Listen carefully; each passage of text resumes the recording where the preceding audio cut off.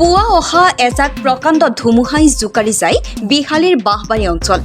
বিহালীত ভয়ংকৰ ধুমুহা বৰষুণ, বাঁহবাৰীত বিস্তৰ ক্ষতিসাধন। আজি ৰাতিপুৱাৰ ভাগত অহা প্ৰচণ্ড ধুমুহা বৰষুণৰ ফলত বিহালীৰ গাংমৌথান অঞ্চলৰ বাঁহবাৰীৰ লগতে দাঁতি কাষৰীয়া অঞ্চলত বিস্তৰ ক্ষতিসাধন কৰাৰ বাতৰি আহিছে।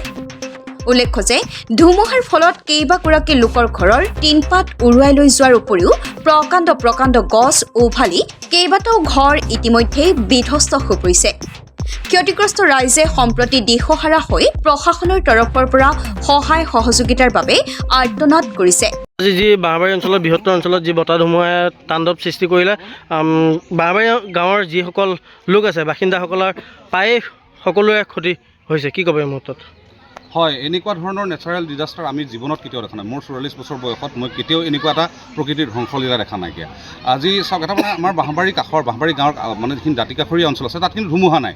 এটা জেগাত আহিছে, আমাৰ সকলোৱে এতিয়া তাৰমানে আমাৰ সকলোৱে কৈছে যে এইটো ঘূৰ্ণী বতাহ হয়। মানে 100% সকলোৰে ঘৰত এতিয়া চাউল নাই, ধান নাই, সকলো তিতি শেষ, ভঁৰাল নাই, মানুহৰ কাপোৰ নাই, তাত গোটেই তিতি মেলি শেষ, টিং নাইকিয়া, ঘৰ সম্পূৰ্ণৰূপে ডেমেজ হৈছে। আৰু এই সময়ত চৰকাৰলৈ আমি এটা আহ্বান জনাইছোঁ। আমাৰ লগে লগে তৎকালীনভাৱে আমাৰ সাংসদ মহোদয় আহি আমাৰ মাজত উপস্থিত হৈছেহি আৰু বিভাগীয় কৰ্তৃপক্ষও আমাৰ মাজত আহি উপস্থিত হৈছেহি। ৰিলিফৰ ব্যৱস্থা তেওঁলোকৰ ফালৰ পৰা কৰা হৈছে। এতিয়া এটা টিমে কাম কৰি আছে, ইয়াত কিমান কি ক্ষয় ক্ষতি হৈছে। গাঁৱৰ প্ৰধানসকল কামত লাগি আছে আৰু ইয়াৰ ক্ষেত্ৰত আমি চৰকাৰলৈ আহ্বান জনাব বিচাৰিছোঁ যে বৰ্তমান সময়ত আমাৰ যিহেতু আৰ্থিকভাৱে খুব পিছপৰা এটা অঞ্চল, ইয়াত মানুহখিনি তাৰমানে ৰাতিলৈ থাকিবলৈও ব্যৱস্থা নাইকিয়া। সকলোৰে ঘৰবোৰ ভাঙি চিঙি শেষ হৈ গৈছে। আপোনাৰ পিছফালে আপুনি দেখিছেই চাগে। গতিকে এনেকুৱা সময়ত সকলোৰে চৰকাৰে যাতে আমাক কৃপা দৃষ্টি আছে, আমাক সহায় কৰে, তাৰ বাবে বাঁহবাৰী গাঁৱৰ সমূহ ৰাইজৰ হৈ পেলাই আমি আহ্বান জনাইছোঁ। আনহাতে ব্ৰইলাৰ ফাৰ্মত চিত্ৰলেখা দাস নামৰ এগৰাকী মহিলাই কাম কৰি থকা অৱস্থাত ব্ৰইলাৰ ফাৰ্ম ভাঙি পৰে, যাৰ ফলত মহিলাগৰাকী গুৰুতৰভাৱে আঘাতপ্ৰাপ্ত হয়। বাঁহবাৰী গাঁৱৰ মহিলাগৰাকী বৰ্তমান চিকিৎসালয়লৈ প্ৰেৰণ কৰিছে। বিহালীৰ পৰা Bhuban লুইটলৰ reporter live Assam.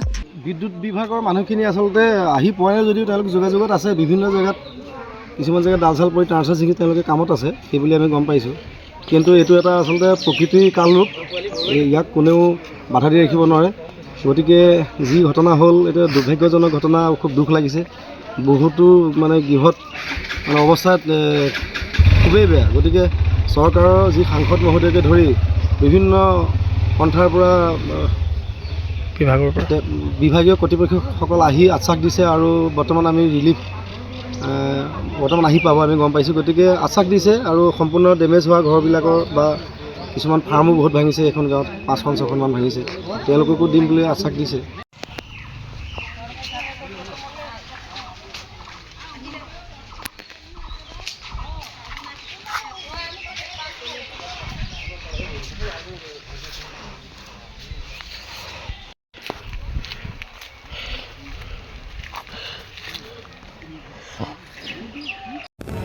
Reporter live Assam.